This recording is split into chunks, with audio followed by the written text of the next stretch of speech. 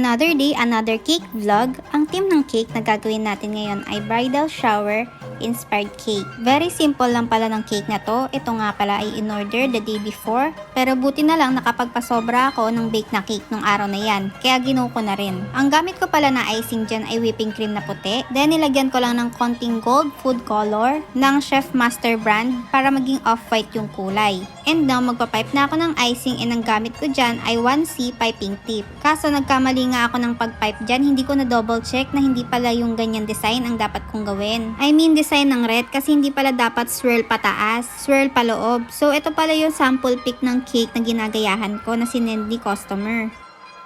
So, kita nyo, diba? Ganun pala yung dapat kong gawin. So, ayan, sinira ko ulit at panibagong pakinis. Madali lang naman kasi hindi ko pa naman siya nai-stay sa ref. Ang mahirap kapag na-stay na sa ref yung icing ng ilang minuto or ilang oras. Kasi once in-scrape na yung icing, gagaspang na. So, mahirap na siyang pakinisin. Kaya buti na lang naagapan ko agad. So, now, magwiwisik na ako ng gold luster dust sa cake. Yung gold luster dust, dinilyot ko lang sa lemon extract. And yan na yung naging result. Then, gumamit lang ako ng fine brush. Then, winisik-wisik ko lang dyan sa cake. Ang ganda ng outcome, di ba? Nagkaroon talaga ng style. Then nilinis ko lang yung cake board using tissue dahil nga kumalat yung pagwisik ko ng gold. So dahan-dahan lang ako dyan sa pagpunas dahil baka matamaan ko naman yung icing ng cake. And now, gumamit lang ako ng number 2 round tip na nabili ko lang sa Orange App. May kwento nga pala tong cake na to kasi may unang customer na umorder sa akin ng bridal shower cake. And yan nga yung design na sinend niya. Then rush order din, bukas na kailangan. Pero ang tagal niya mag-reply hanggang sa may umorder naman sa akin na pangalawang customer. Bridal shower cake din daw yung need. And bukas din daw kailangan. So akala ko magkakilala sila. And tinanong ko anong time nila need tomorrow. Doon magkaiba sila ng sagot. Isang 2 PM at isang 9 PM. So doon ko nalaman na magkaiba pala silang customer. Wala lang, share ko lang. Natuwa kasi ako kasi kala ko isang customer lang yung kausap ko. Parehas kasi sila ng design ng cake na sinend. Tapos rush order, tomorrow agad kailangan yung cake. Yun lang, ito na pala yung finished product. Thank you so much for watching. Babush!